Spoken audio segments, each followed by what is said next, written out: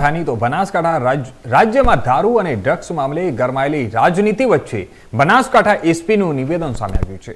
છેલ્લા 3 માસમાં બનાસકાંઠા પોલીસે 19.59 કરોડનો દારૂ તો 41.18 લાખનો એનડીપીએસનો મુદ્દામાલ ઝડપ્યો છે।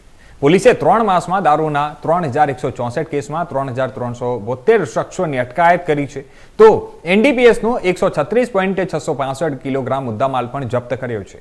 બનાસકાંઠા પોલીસ દ્વારા છેલ્લા 3 માસમાં ડ્રાઈવ ગોઠવી અને આ કાર્યવાહી કરવામાં આવી હતી, જે ગામો દારૂબંધીનો નિર્ણય કરી રહ્યા છે અને અમે તેની સાથે છીએ તેવું એસપીનું એક કડક નિર્ણય અને જેમનું નિવેદન પણ હાલ સામે આવ્યું છે।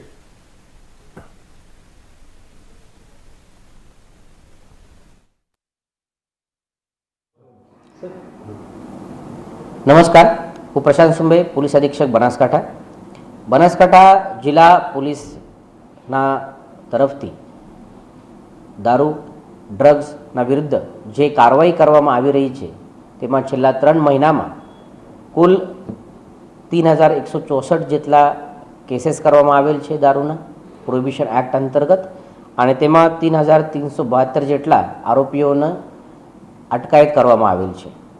આ જે પ્રોહિબિશનના કેસીસ છે જેમાં લગભગ 20 કરોડ જેટલી દારૂનો મુદ્દામાલ જપ્ત કરવામાં આવેલ છે।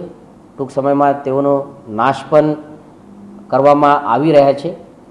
આના સિવાય એનડીપીએસ એક્ટના અંતર્ગત જે ડ્રગ્સના કેસ થાય છે તેમાં છેલ્લા 3 માસમાં 136 કિલોગ્રામ જેટલા ડ્રગ્સનો કબજે કરવામાં આવેલ છે, જેની કિંમત લગભગ 41 લાખ જેટલી થાય છે। આ સિવાય દર અઠવાડિયે પ્રોહિબિશનના કેસીસની ડ્રાઈવ પણ રાખવામાં આવી છે। 2 દિવસ પહેલાં ગુરુવારના દિવસે સવારે 4 વાગ્યાથી જિલ્લાના તમામ પોલીસ સ્ટેશનમાંથી પીઆઈ કક્ષાના અધિકારીના ગાઈડન્સ હેઠળ, તેઓના નેતૃત્વ હેઠળ ટીમો બનાવીને જિલ્લાના 750 જેટલા લિસ્ટેડ બુટલેગરને સવાર 4 વાગ્યાથી ચેક કરવામાં આવ્યા હતું, અને તેઓની પ્રવૃત્તિ જે જગ્યા ઉપર ચાલુ હતી અથવા તે કરતા હતા તેમાં કેસ કરવામાં આવેલ છે, અને જેની પ્રવૃત્તિ નથી તેમાં નીલ રેડ પણ કરવામાં આવેલ છે।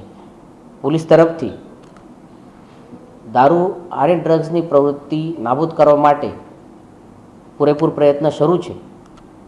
લોકો વતી પણ અમે સારો રિસ્પોન્સ મળી રહ્યા છે। તેઓ અમારા સાથમાં મળીને પોતાના રીતે ગામમાં દારૂબંધી રિલેટેડ ડિસિઝન લેતા હોય તો તેઓ સાથે અમે છે, અને સાથમાં મળીને દારૂ અને ડ્રગ્સની આ પ્રવૃત્તિ નાબૂદ કરવા માટે ગુજરાત પોલીસ હંમેશા જ લોકો સાથે સતર્ક છે, તત્પર છે। ધન્યવાદ।